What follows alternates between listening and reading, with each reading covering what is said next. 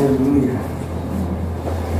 Bismillahirrahmanirrahim. Assalamualaikum warahmatullahi wabarakatuh. Waalaikumsalam warahmatullahi wabarakatuh. Alhamdulillahirrahmanirrahim. Wa bihi nasta'in wa ala wabarakatuh wa ala alihi wa sahbihi ajma'in. Amma ba'du. Rabbi sholli sadri wa yassir li amri wa hlul 'uqdatam min lisani yafqahu qawli. Yang saya hormati Bapak Kepala Sekolah SMA Negeri 2 Cikarang Selatan, yang saya hormati CGP Bapak Wahyu Hidayat, CGP Angkatan 10. Kemudian yang saya hormati Bapak dan Ibu guru serta tenaga administrasi sekolah yang sudah hadir di tempat ini. Alhamdulillahirrahmanirrahim, puji syukur marilah kita panjatkan kepada Allah Subhanahu wa taala karena dalam kesempatan hari ini kita bisa melaksanakan diskusi terkait dengan visi guru penggerak. Kemudian salawat serta salam marilah kita limpah curahkan kepada junjungan kita Nabi besar Muhammad Shallallahu Alaihi Wasallam. Baik Bapak dan Ibu, saya sebagai pengajar praktik mohon izin memperkenalkan diri terlebih dahulu. Nama saya Muslimawati, saya adalah Kepala Sekolah SDN Sukamulya 02 yang alhamdulillah pada kesempatan kali ini selalu membersamai Pak Wahyu dalam menempuh pendidikan guru penggerak di angkatan 10 ini. Pada pendampingan individu yang kedua ini, kami, saya dan Pak Wahyu, terutama Pak Wahyu akan memandu diskusi kita mengenai visi guru penggerak dan prakasa perubahan. Pak Wahyu sebagai CGP Angkatan 10 sudah melalui dan mempelajari modul 1.1 tentang filosofi kajian Nusantara, kemudian 1.2 tentang peran dan nilai guru penggerak, dan modul 1.3 visi guru penggerak, serta sekarang sudah memasuki modul 1.4 tentang kuliah positif. Tetapi fokus diskusi kita kali ini adalah terkait dengan visi guru penggerak nanti yang akan dipaparkan oleh Pak Wahyu dan juga prakasa perubahannya. Di sini tujuannya adalah untuk saling menemukan titik temu di antara visi Pak Wahyu dengan visi Bapak dan Ibu sebagai guru dan juga visi sekolah. Nah, di situ nanti kita akan lihat dengan merahnya juga titik temunya di mana sehingga kita sama-sama menjalankan visi misi ini untuk ke depannya. Atau mungkin nanti visi guru penggerak yang digagas oleh Pak Wahyu bisa menjadi referensi ke depan sebagai visi sekolah.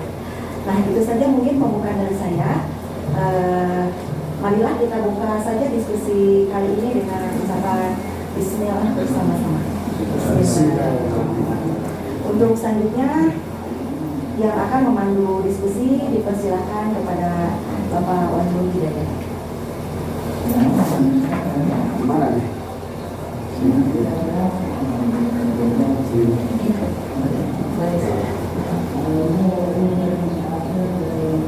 Kelihatan Pak Bawang. Sini kamu. Nah, gitu ya. Bapak saya. Baik, assalamualaikum warahmatullahi wabarakatuh. Alhamdulillah, alhamdulillahirabbil alamin, wassalatu wassalamu ala asyrofil anbiya'i wal mursalin wa ala alihi washabihi ajmain.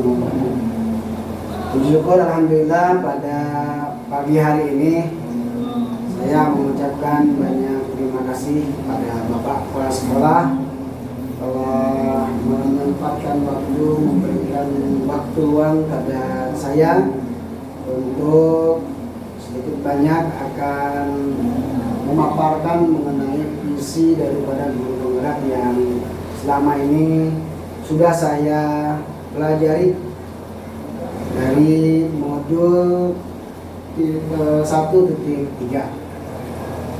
Terus kemudian saya ucapkan terima kasih kepada Ibu pengajar praktik, Ibu Roslinawati SPDSD, semoga selalu diberkati dan diberikan panjang umur dan bisa membersamai saya ke depan untuk bisa menjadi guru penggerak. Calonnya hilang.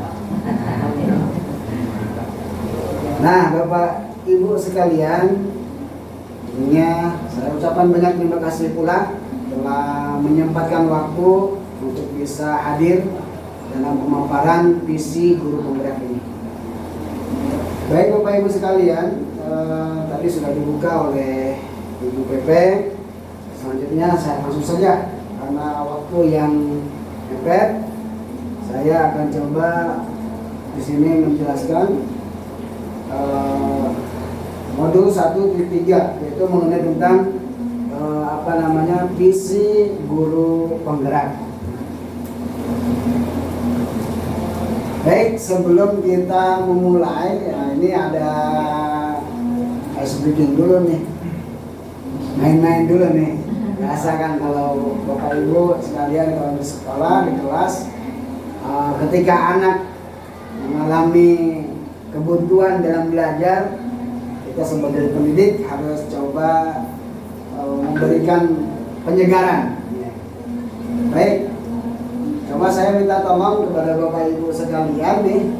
Ini ada gambar. Di sini saya minta tunjukkan ada 5 perbedaan dari gambar yang di atas dengan yang di bawah. Kira-kira gambar mana saja nih? Apa? Binatang anjing. Ya, 1. Terus anak burung. Oh, ini ada 3, sini 2. Ya, betul, 2. Layang-layang. Apanya? Beda layang. Wah, beda layangannya, 3. Oke. Oh, bebeknya, betul. Ini apa ini? Ikan aja, ini bebek. Ini 4. Satu lagi? Kotak.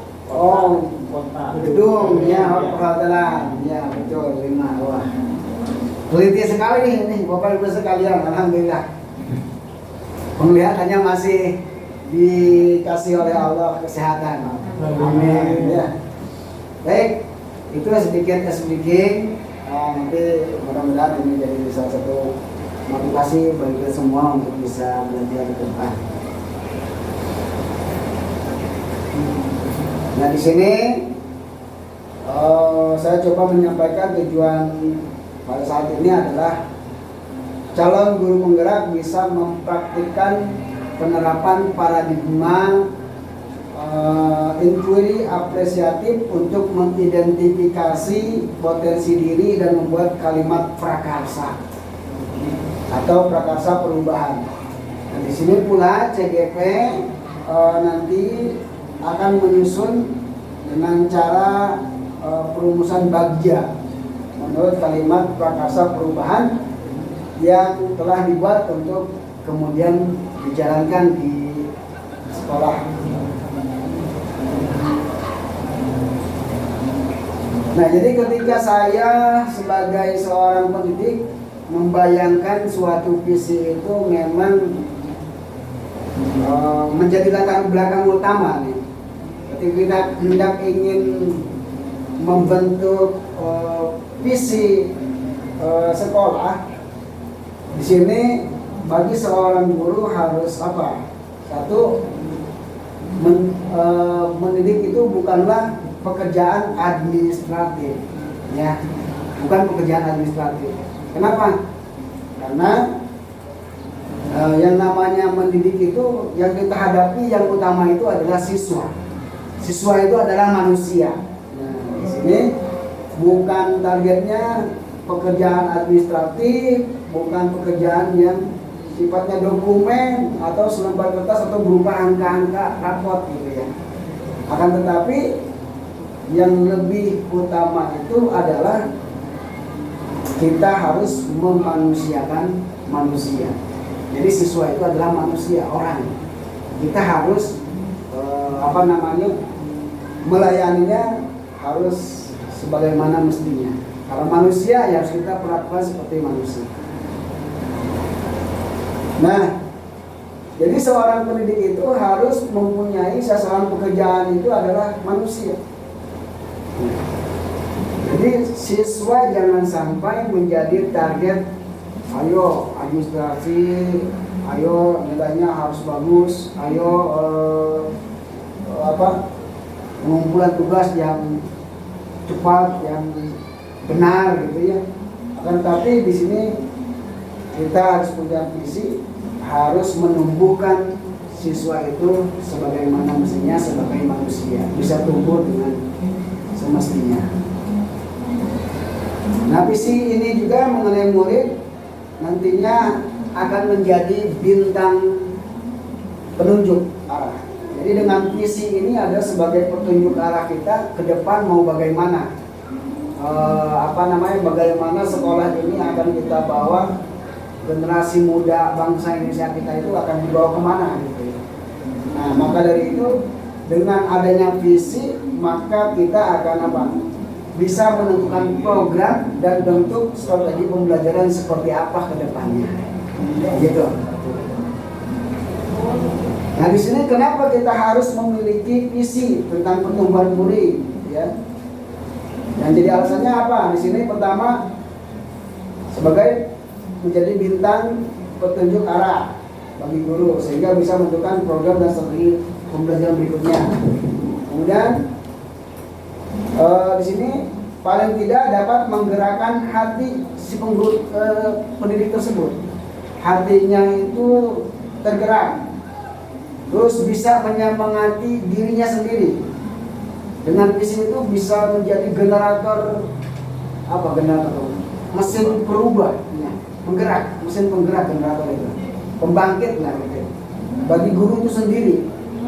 Jadi dengan adanya visi ini maka guru tersebut akan tergerak hatinya, akan menggerakkan dirinya, menyemangati dirinya untuk bisa menghadapi para murid itu, peserta didik tersebut. Nah, apa maksudnya nanti dengan visi itu? Ya, tujuan utamanya adalah untuk melakukan perubahan ke arah yang positif, pada perubahan yang benar-benar diinginkan dalam pendidikan. Nah, dalam perumusan visi ini tentunya akan ada banyak pertanyaan-pertanyaan yang harus kita perhatikan. Yang pertama, apa makna pernyataan visi bagi Bapak Ibu? Nah, jadi ini makna pernyataan ini harus ada makna penting di dalamnya sehingga kita bisa melanjutkan dari visi itu sampai membuat program-program atau strategi-strategi pembelajaran. Nah, dalam visi juga itu harus kita rumuskan apa harapannya, apa cita-cita kita terhadap visi tersebut yang nantinya akan mengakibatkan pertumbuhan kepada peserta didik itu sendiri. Bahkan ini bisa menjadi dampak secara umum baik kepada seluruh warga sekolah ataupun masyarakat pada umumnya. Kemudian pertanyaan berikutnya dalam perumusan visi itu adalah ini membangun keyakinan kita, ya, menyatukan kita dengan sekolah.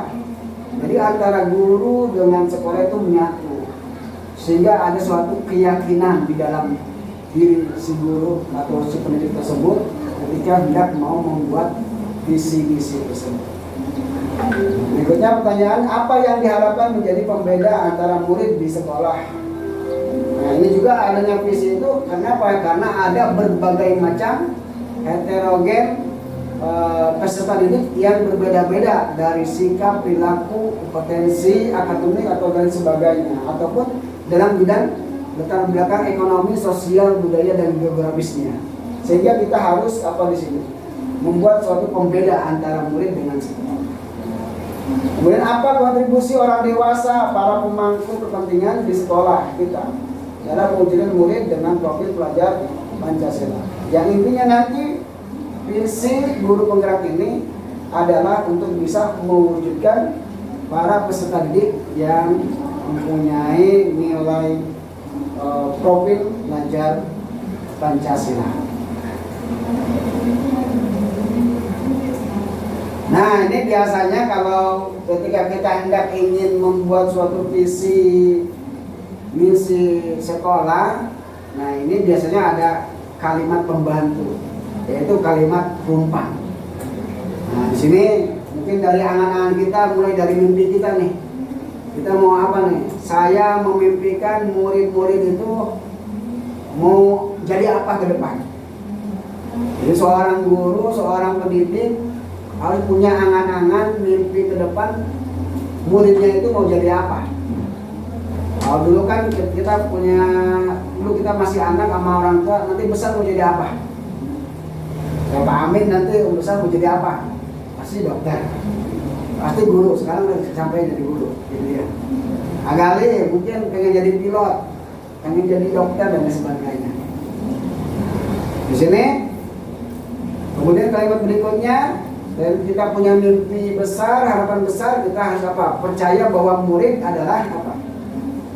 Murid itu adalah bisa berkembang, bisa tumbuh, bisa sukses, bisa berprestasi, bisa dirubah karakternya dengan bagaimana kita memprogram, membuat strategi pembelajaran ke depan.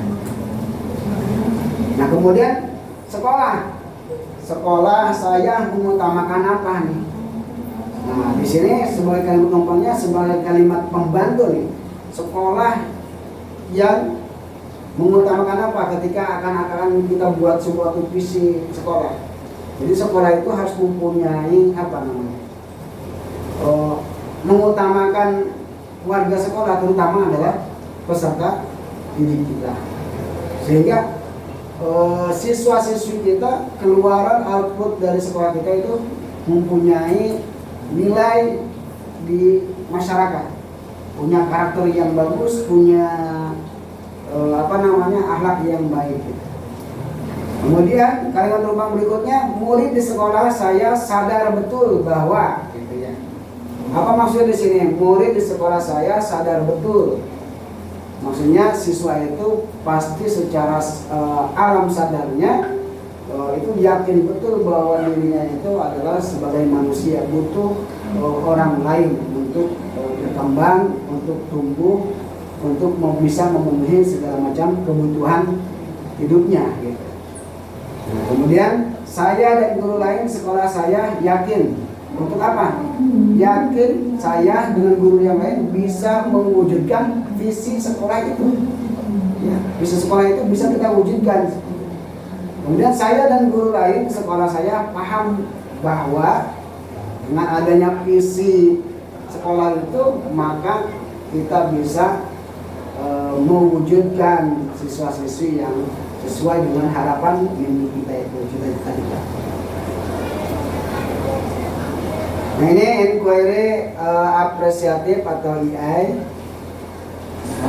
Biasanya ini melakukan identifikasi hal baik yang ada di sekolah dan mencari cara bagaimana hal tersebut itu bisa dipertahankan atau bisa memunculkan strategi perubahan ke arah yang lebih positif lagi. Artinya ketika sekolah itu ada hal yang baik, ada hal yang positif, maka kita berhak untuk maka kita berhak apa? Untuk mempertahankannya kalau ada hal yang positif. Tetapi kalau kita ada sesuatu yang kurang, maka kita harus melakukan suatu perubahan. Dengan cara apa? Dengan cara inquiry apresiatif atau EI. Nah ini menurut ahli Cooper-Rider dan Whitney, bahwa inquiry apresiatif itu adalah suatu filosofis, suatu landasan berpikir yang berfokus pada upaya kolaboratif. Nah ini upaya kolaboratif. Kita bahas bahwa kolaboratif, berarti kolaboratif itu ada unsur kerjasama, ada unsur kebersamaan di dalamnya antara kepala sekolah, antara guru, antara murid dan warga sekolah lainnya, itu berkolaborasi, berkolaboratif, bekerjasama untuk menemukan hal yang positif dalam membentuk mewujudkan suatu perubahan. Nah itu. Kemudian untuk dapat menerapkan inquiry apresiatif ini, maka ini sudah disepakati bahwasanya langkah yang dapat dilakukan adalah dengan metode Bagja. Ini Bagja, mungkin Bagja bukan nama orang ya. Bagja, tetangganya Pak Kosasi. Ya, Bagja ini adalah suatu singkatan. Jadi ketika kita mau membuat suatu visi misi sekolah, kita harus menggunakan metode Bagja. Apa itu metode Bagja? Ya, pertama B itu adalah buat pertanyaan utama. Jadi asal mulanya adanya visi misi itu adanya pertanyaan-pertanyaan yang berada di kepala kita, di otak kita. Nah, kemudian A, Bagja A itu adalah ambil pelajaran. Maksud ambil pelajaran itu apa? Ketika kita mengalami suatu masalah, maka masalah tersebut kita ambil suatu pelajaran. Sehingga kita ambil yang positifnya, kita ambil yang berdampak baik. Nah, sehingga selanjutnya ada G, yaitu gali mimpi. Ketika kita melihat seorang siswa punya potensi, gitu ya, potensi akademik atau potensi berbeda dengan siswa yang lainnya, maka itu harus kita gali. Dengan mimpi apa? Ya, kita ingin siswa kita menjadi orang-orang yang berkarakter dan lain sebagainya. Kemudian jabarkan rencana. J-nya itu adalah jabarkan rencana. Jadi ketika kita sudah bermimpi, maka kita jabarkan rencana kita itu mau apa, besok mau apa, poin-poinnya apa saja. Ketika kita ingin menciptakan siswa yang berprestasi, berarti kita harus menjabarkan kira-kira apa yang dibutuhkan oleh siswa itu. Entah itu apakah ada tambahan pembelajaran ataupun pengayaan dan lain sebagainya, atau pendampingan lebih khusus dari kita.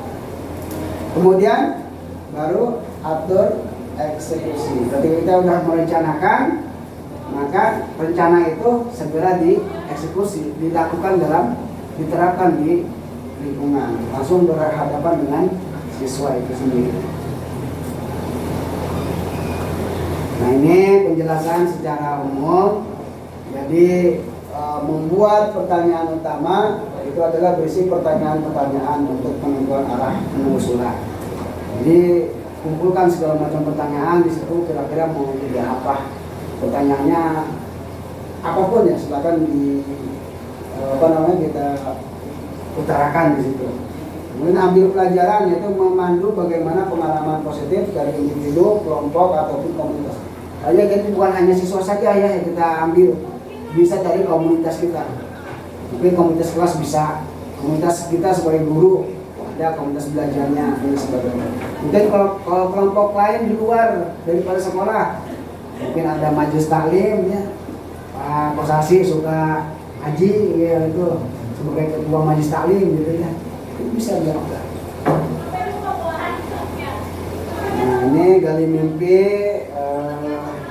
kita baca sendiri, itu berupa narasi keadaan jika prakasa perubahan itu telah terwujud.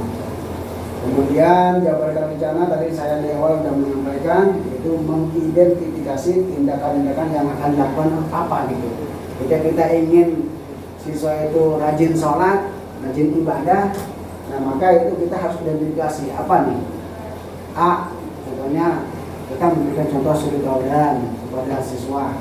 B, kemudian kita merencanakan apa? Penjadwalan sholat berjamaah dan sebagainya. Nah, kemudian atur eksekusi, membantu transformasi rencana menjadi data. Nah, jadi rencana yang sudah kita matangkan, maka itu langsung dirubahlah dalam bentuk aksi nyata ya, transformasi perubahan. Nah, ini adalah proses inquiry apresiatif belajar. Ini proses sebagai menyusun pertanyaan-pertanyaan ya, kemudian merevisi, mengkonfirmasi pertanyaan, dan terusnya dengan metode Bagja sehingga menjalankan tindakan yang perlu dilakukan atau pertanyaan yang disampaikan itu dibahas dan digali bersama dengan tim atau komunitas yang ada. Terus kemudian ketika udah oke, maka rencana sudah dibuat, dokumen pun sudah resmi menjadi prakarsa perubahan, dan nanti itu langsung dieksekusi gitu ya. Sehingga prakarsa perubahan itu bisa diwujudkan dalam bentuk visi sekolah.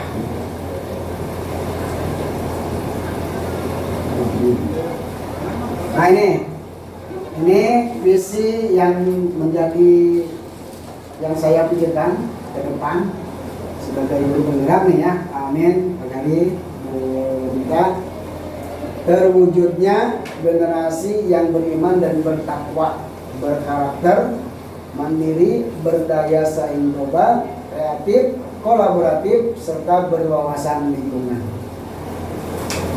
Ini mudah-mudahan bisa menjadi salah satu visi yang bisa merubah suatu keadaan di sekolah.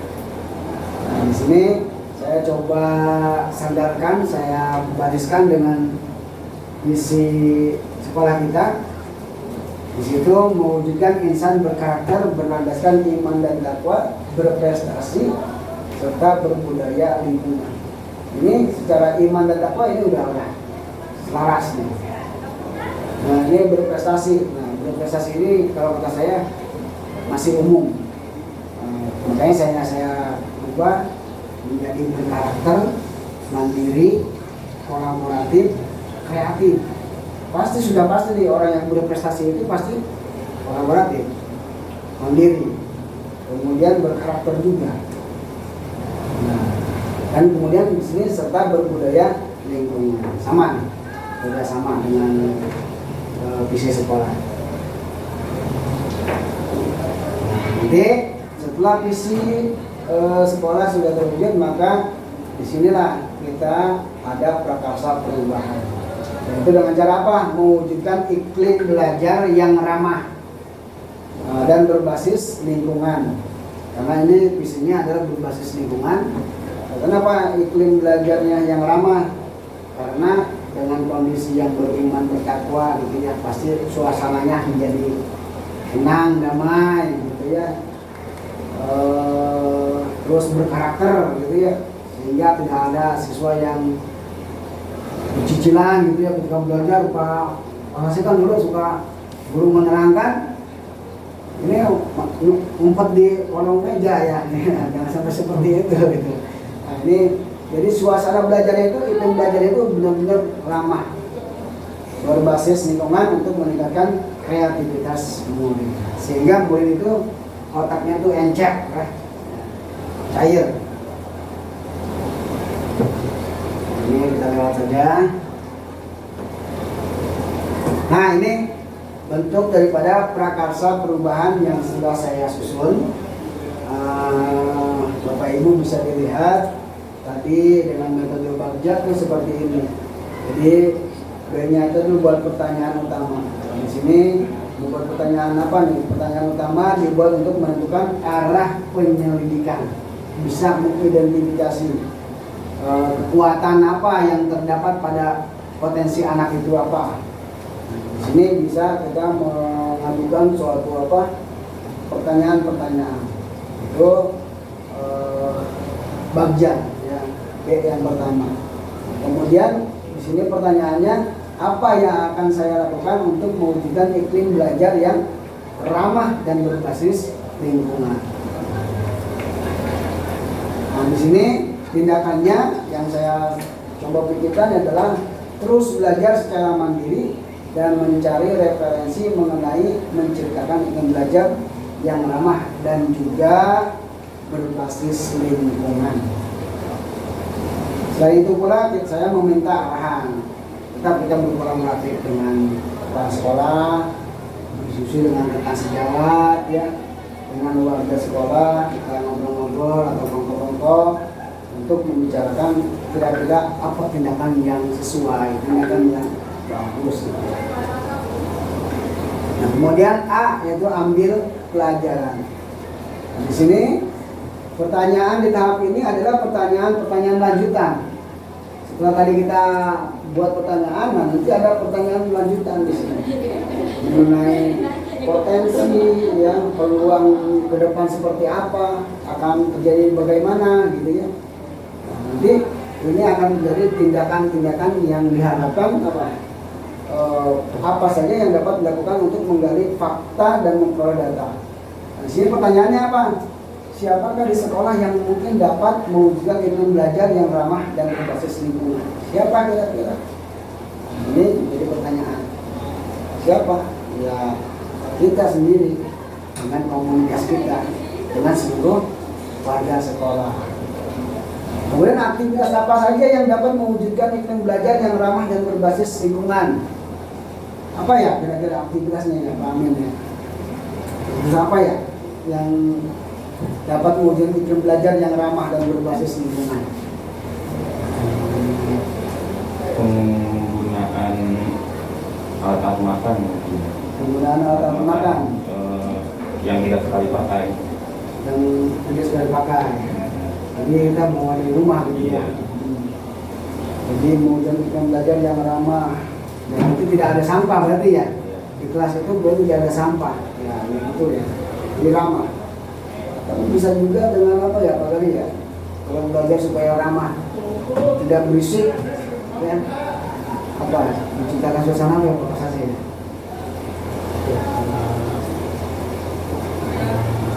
Kenapa? Ya betul ya. Sebetulnya apa ya? Tadi dengan penggunaan apa?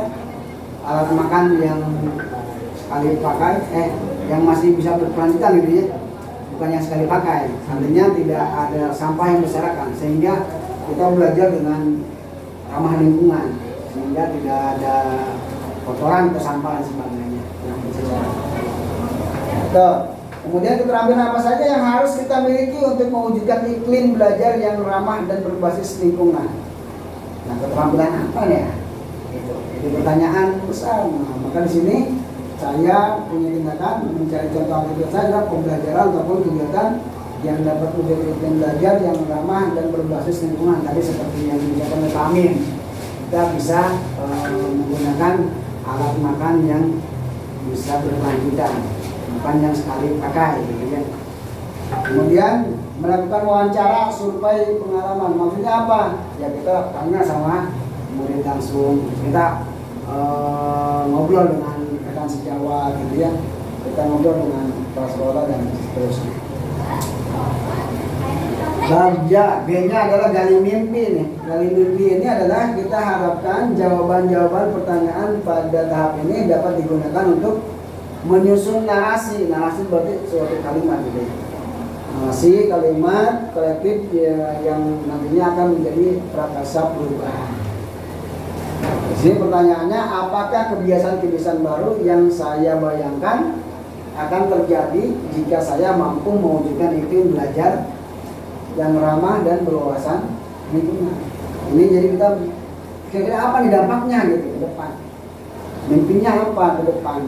Kalau kita sudah bisa mewujudkan suasana belajar yang ramah. Di sini daftar tindakannya apa yang saya lakukan? Saya akan membentuk karakter positif pada siswa, seperti siswa itu jadi mandiri ya, terbiasa kayak tadi ya, membawa alat makan sendiri gitu, kemudian membawa tabler sendiri gitu, sehingga mandiri itu. Kolaboratif artinya bekerja sama dengan teman yang lain, tidak buang sampah sembarangan gitu ya. Terus kemudian ketika ada kertas-kertas yang sampah yang misalkan itu langsung dibuang ke tempatnya. Kemudian terciptanya lingkungan belajar yang menyenangkan. Pastinya agar visi misi itu bisa terwujud, maka kita harus menciptakan lingkungan belajar yang menyenangkan. Oh, kalau lingkungan yang menyenangkan ya berhasil ya, pasti belajar juga sih, apalagi ada pacarnya. Jadi kita harus menciptakan lingkungan belajar yang bagja. Kemudian J itu adalah jabarkan rencana. Nah, jadi kita merencanakan itu. Ketika kita sudah menggali mimpi, kita terus kemudian membuat suatu rencana. Nah, di sini pertanyaannya bentuk apa? Pertanyaan di sini adalah tahap diharapkan dapat membantu mengidentifikasi tindakan konkret dan menjabarkan langkah-langkah yang berikutnya diperlukan. Sini apakah langkah paling sederhana yang dapat saya lakukan untuk mewujudkan iklim belajar yang ramah dan berwawasan lingkungan? Tadi masih mengikat dengan yang Pak Amin ucapkan. Yang belajar siswa itu membawa alat makan sendiri yang sifatnya bukan yang satu kali pakai. Habis minum buang. Jadi dia bisa dibawa pulang lagi ke rumah, bisa cuci kembali sehingga ruangan kelas itu tidak ada sampah, sehingga siswa bisa belajar dengan ramah, baik. Nah, nanti tindakannya apa? Melakukan pembelajaran yang berpusat pada murid, selalu berpihak pada peserta didik. Kayak tadi ya Bu ya, sebelumnya berarti ada kejawab ya. Jadi dalam suasana belajar itu siswa di kelas menggunakan alat makan sendiri masing-masing, bawa dari rumah, tablet atau dari tupperware atau apa, bukan dari plastik, ya. Jadi nasi uduk di bawah, habis makan buang, atau berjalan di lantai. Itu kan enggak, salah satu bisa indikator menjadi pelajaran enggak lama. Nah, pembelajaran yang inovatif dan juga kolaboratif atau eksekusi. Nah, ini adalah pertanyaan juga. Jadi Bagja ini semuanya berisikan pertanyaan-pertanyaan ya Pak kali ya. Semuanya pertanyaan-pertanyaan. Sehingga apa? Dengan pertanyaan itu akan menggugah diri kita untuk mau menggerakkan hati kita tergerak untuk mau melakukan suatu perubahan. Nah itu Bagja. Nah ini salah satu kata-kata yang positif yang pernah dilakukan dan komunitas ya. Ini komunitas nih yang PPAI ya, diantaranya pembiasaan sharing pembelajaran dengan PPAI, kemudian memberikan bimbingan praktik sholat, penyelenggaraan istiqosah ya, ini sudah saya sampaikan. Terus berikutnya ini kita menjaga kebersihan ya, pembiasaan Jumat bersih. Kemudian ini kita belajar bergotong royong bersama dalam menjaga lingkungan, karena kita visinya adalah lingkungan, maka lingkungan sekitar kita harus ciptakan suasana yang ramah, tidak ada banyak sampah. Kemudian supaya suasana ramah juga, kita ubah hatinya para siswa itu dengan melaksanakan sholat sunnah dan lain sebagainya. Ini kemudian apalagi ada supaya ramah lingkungan ya, membuat badannya sehat, yaitu kegiatan senam bersama. Kemudian ini yang berwawasan lingkungan itu seperti ini, menjaga lingkungan dengan membuat ekobrik dari sampah plastik gitu ya. Jadi sampah-sampah bekas makan atau bekas beli dari kantin itu dikumpulkan, kemudian dibuat sebuah ekobrik. Nah ini yang saya harapkan nanti ke depan anak siswa kita semuanya itu yang pertama adalah menjadi orang anak yang beriman, bertakwa kepada Allah Subhanahu wa taala. Ini sesuai dengan profil pelajar Pancasila. Kemudian yang kedua, menghormati dan menghargai orang tua dan gurunya. Jadi saya berharap nanti dengan visi ini siswa-siswi kita itu bisa menjadi orang yang beriman, bertakwa, menghormati orang tua, menjadi pemimpin bagi diri dan orang lain. Jadi bisa jadi pemimpin dirinya juga tuh. Kemudian menjadi orang yang sukses dan berprestasi. Bisa menjadi orang yang peduli terhadap lingkungan. Kemudian di sini menjadi orang yang mandiri dan bisa menjadi orang yang memiliki jiwa sosial yang tinggi. Nah itu yang bisa menjadi bukti nanti yang saya ingin mimpikan nanti ke depan masa yang akan datang, siswa-siswi saya itu seperti ini. Ini semua mungkin dari visi guru penggerak yang saya tadi sampaikan. Terwujudnya apa tadi itu? Lupa saya. Nah, ini terwujudnya. Ini terwujudnya generasi yang beriman, bertakwa, berkarakter, mandiri, berdaya saing global, kreatif, kolaboratif, serta berwawasan lingkungan. Nah, itu sehingga saya ini gambarannya seperti ini. Kemudian semoga pertemuan kali ini bisa membawa ke arah yang lebih positif lagi ke depan. Dan itu tadi itu membawa kita sudah ya. Itu bakal jawab juga. Sekarang mungkin Bapak Ibu mau ada yang ditanyakan apapun dari misi-misi yang sudah saya sampaikan ini. Silakan bertanya aja, nggak apa-apa. Bu Dita mungkin ada yang mau tanyakan? Belum jelas? Berarti visi saya bisa diterima nih.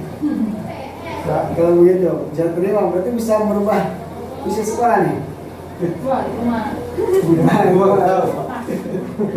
Ya ini maksudnya ya silakan, kalau ada sesuatu yang harus disampaikan, ditanyakan silakan. Ya, Pak Kosasi mungkin silakan. Cukup. Amin. Ya, sama tujuannya dengan sekolah tidak jauh berbeda. Jauh berbeda ya, berarti visi yang saya paparkan ini tidak bertentangan ya, Ya. dengan visi sekolah di sini ya. Jadi sehingga ketika saya menanamkan atau menerapkan visi ini ya sesuai gitu ya. Oke. Ada lagi mungkin? Mungkin saya Pak. Ya silakan Bu. Tadi Bapak sudah memaparkan visi calon untuk penggerak. Kemudian tadi juga sudah ada pendapat dari Pak Amin bahwa dalam menciptakan pembelajaran yang aman itu salah satunya dengan membawa alat makan dari rumah. Nah, kemudian yang ingin saya tanyakan, dalam menuju visi ini kan sekolah tidak terlepas dari beberapa pihak, Pak. Di sini salah satunya mitra dari sekolah adalah orang tua dan juga lingkungan sekitar. Nah, mungkin ada masukan atau pendapat dari Pak Wahyu, Pak Amin, Pak Kosasi, Pak Gali, Bu Dita. Itu dalam menuju visi itu bagaimana cara kita menggandeng atau berkolaborasi dengan pihak-pihak itu seperti wali murid dan lingkungan sekitar. Ya, terima kasih atas masukannya atau pertanyaan yang disampaikan oleh Menteri BPP. Bagaimana untuk mengkomunikasikan dengan warga sekitarnya? Mungkin di sini saya punya gagasan melalui wali kelas terutama. Karena wali kelas ini akan berhadapan langsung dengan para orang tua wali siswa ya. Entah itu di grup ya, WA atau entah itu sedang ketemu di mana gitu di luar. Itu menyampaikan visi-misi yang mewujudkan sekolah yang ramah lingkungan. Diingatkan terus di grup WA, Bapak Ibu sekalian, diingatkan kembali bahwa anaknya suruh membawa sarapan dengan memakai piring dari rumah atau piring plastik dari rumah, gitu. Sehingga tidak membuat sampah di sekolah. Itu salah satunya. Kolaborasi mengkomunikasikan lewat grup WA melalui wali kelas, atau mungkin bisa kita sosialisasikan dengan medsos, ya, kampanye medsos bisa seperti itu. Kalau juga bisa dengan apa ya namanya di depan gerbang dibuat suatu tulisan gitu ya. Di sini yang jeblak besar gitu ya, sehingga warga yang lewat itu tahu, oh iya ada visi misinya seperti itu. Oke, itu seperti itu. Itu baru 1, 2, 3, mungkin ada yang lainnya gitu ya. Mungkin ada yang lain dari Magali nih, Magali udah gatel gitu kan. Berita gimana? Mungkin salah satu caranya ketika di tahun ajaran baru itu kan ada yang namanya apa namanya pertama kali itu PBB, terus nanti ada rapat komite yang biasanya disertakan dengan orang-orang yang di dalam rapat tersebut tidak hanya berbicara tentang patungan-patungan terus, tapi perlu juga untuk menunjukkan bahwa visi misi sekolah kita itu seperti apa.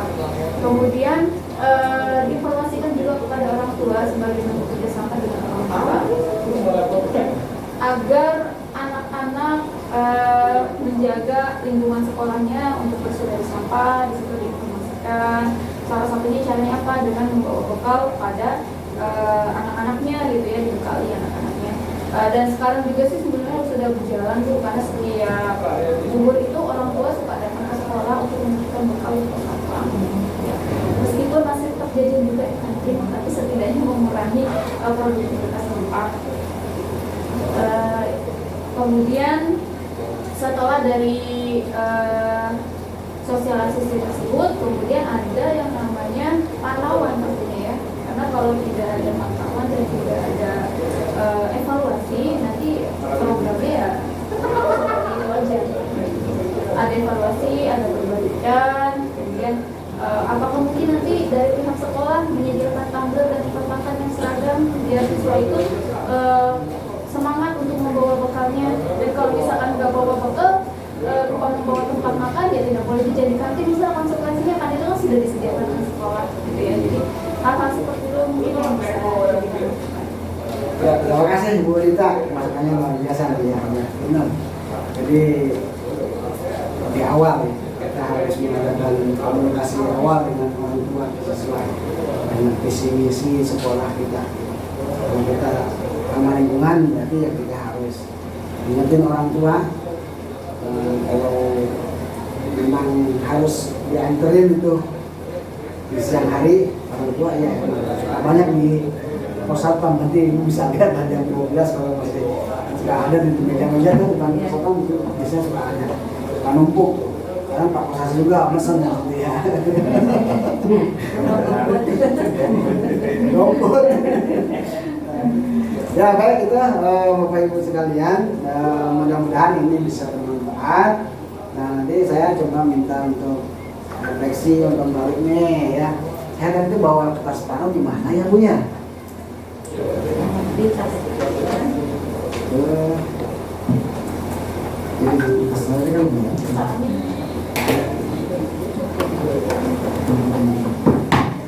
Kan bisa keluarkannya.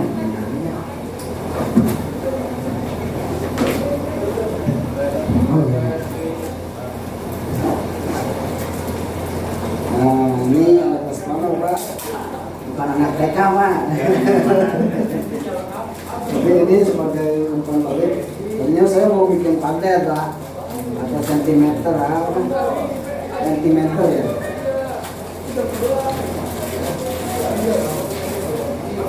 Ini saya ada 2 pertanyaan nih ya. Yang besar di sini. Hal apa saja yang Bapak Ibu dapatkan pada pertemuan hari ini? Mungkin bisa dibuka ada bukunya Pak.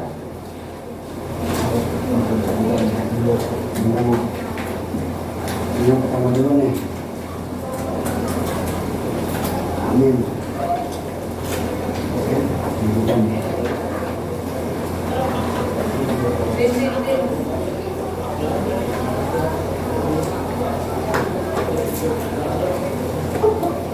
Nanti ada bukan juga. Nih, saya kalau kemana tulis biasa tuh. Nah, ini bukan ada lagi ya. Muncul. Oke, yang pertama dulu Pak. Nanti yang kedua beda lagi nih pertanyaannya. warna ungu. Nomor 1, hal apa saja yang Bapak Ibu dapatkan pada pertemuan hari ini sekarang mengenai tentang visi guru pemberat yang saya sampaikan secara panjang.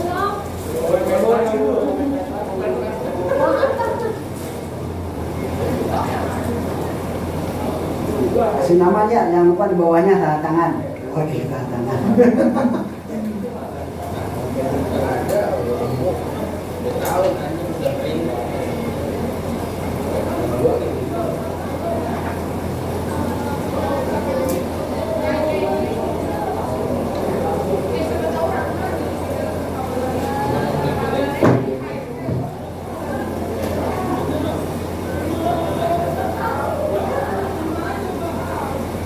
Mesti banyak kata-kata tapi padat tapi jelas. Dah. Oh, itu gambar di mana tuh? Mana aja ya? Kita buka gambar di sini bu, nanti kertas.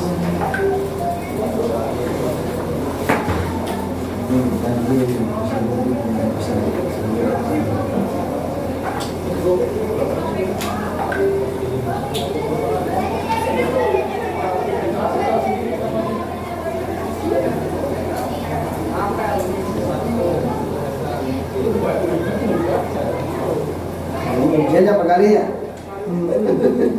Kalau sudah lanjut yang nomor 2. Ini juara 1 nanti ini nggak nggak mempengaruhi lulusan ya.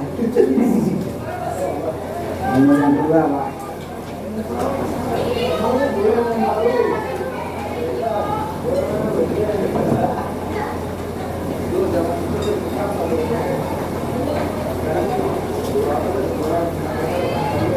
Bagaimana perasaan Bapak Ibu nih pada hari ini setelah kegiatan ini saya paparkan mengenai visi misi ke depan ini. Sekolah kita seperti apa? Iya, yang nomor 2 nih. Kenapa? Iya. Pertanyaan nomor 2.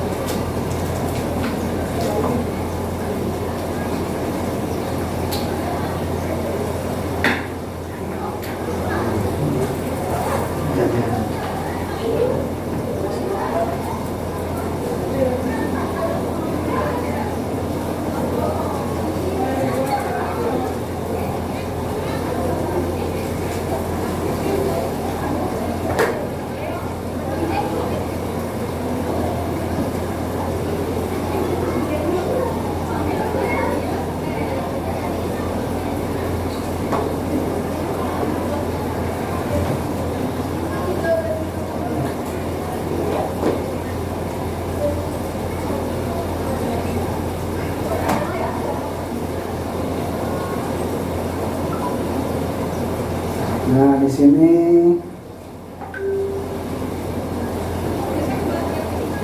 ada yang mengatakan bahwa dengan apa saja yang dapat saya lakukan pada pertemuan ini dari siapa ini?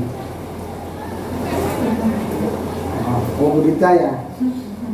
Mengingatkan saya kembali sebagai guru untuk bergerak sesuai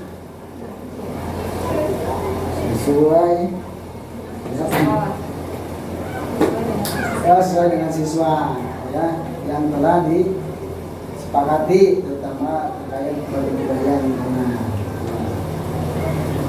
kasih Bunita. Kemudian Pak Maulid kasih saya mendapatkan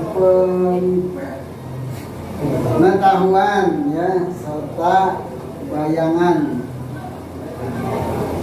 ke depan akan apa nih Pak?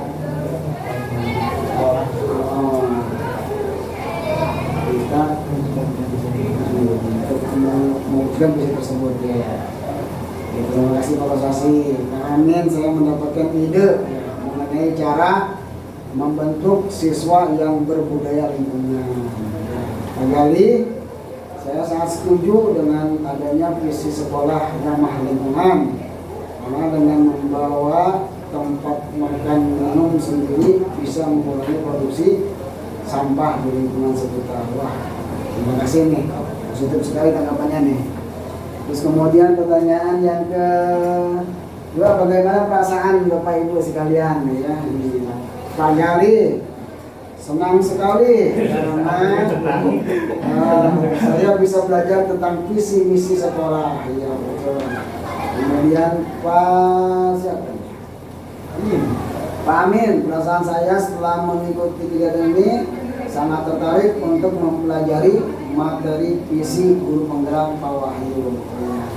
Kemudian Budita, saya merasa senang karena menambah pengetahuan, merasa tergerak untuk terus mengoptimalisasikan visi sekolah. Dimakan ya. Dan Pak Kosasi, perasaan saya sangat senang sekali. Ya, sangat ingin. Ya, sangat ingin mewujudkan visi misi yang apa nih? Lebih baik ya sampai apa? Dari Bapak yang banyak. Oh, dari yang telah saya sampaikan gitu ya. Oke, terima kasih banyak atas masukannya, umpan baik dari Bapak Ibu sekalian. Mudah-mudahan visi ini bisa terwujud dengan baik dan lancar. Tentunya saya mohon doa dari Bapak Ibu sekalian untuk kelancaran ini semua. Saya ucapkan terima kasih. Mulai dari Hidayah, yang sempurna, yang sempurna dari Allah, yang salah mungkin dari saya sendiri. Mulai dari Hidayah, wassalamualaikum warahmatullahi wabarakatuh. Terima kasih kepada Pak Wahyu yang sudah memaparkan dan berdiskusi bersama tentang visi guru penggerak dan juga prakasa perubahan.